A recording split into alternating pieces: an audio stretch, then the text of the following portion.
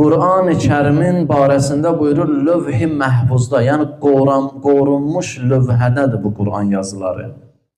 Həmin qorunmuş lövhənin hər bir hissəsi ilahi qatda qorunur da, ona görə deyir qorunmuş lövhə. Qur'anın barəsində buyurur, həmin o Qur'an o lövh-i məhfuzdan gəlib. Amma insan hardan gəldi? İnsan da Allahın yaratdıqlarının ən alisi oldu. İnsan elə bir varlıq oldu ki, insanın ruhu ilə insan daha da və nəfəxtu fihi min ruhi. Buyurur Allah Teala, biz insana öz ruhumuzdan üfürdük, özünə nisbət verir. Və deyir, insanın ləyaqəti, insanın əzəməti, insanın izzəti, insanın ucalığı elə bir həddədir ki, ona lövh-i məhfuzdan gələnlər yaraşır.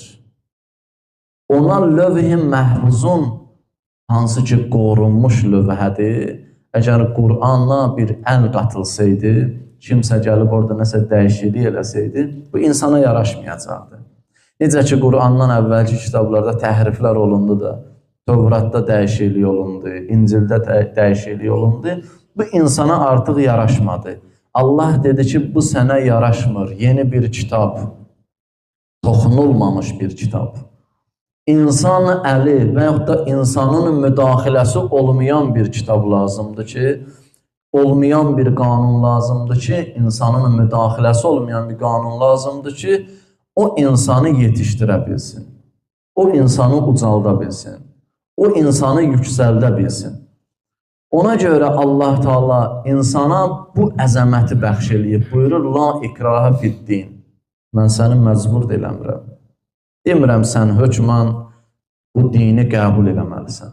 Belə bir ayə yoxdur, Allah insana məcbur eləsin, sən müsəlman ol, sən filan dində ol.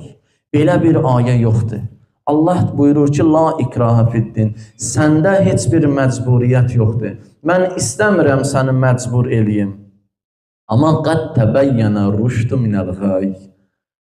Allah haqla batili, yaxşı ilə pisi bəyan eləyib, ayırt eləyib. Yəni, insanın ağlı, insanın düşüncəsi batillə haqqı ayırt eləyəcək həddədir.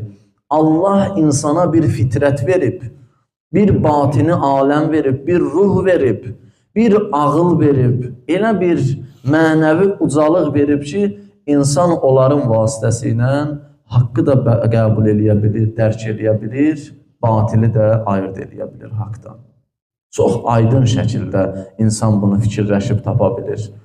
Peyğəmbərlər də gəlib qeyri-adi bir şey gətirmir. Buyurur, insanların batini aləmində, insanların qəlblərində yatmış və yaxud da dəfn olunmuş xəzinələri çıxartsınlar.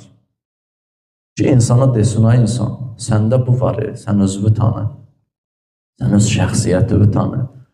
Sən kiçik deyilsən, sən özündən qürurlan, fəxr elə, amma bu fəxr səni Allahın itaətindən çıxartmasın.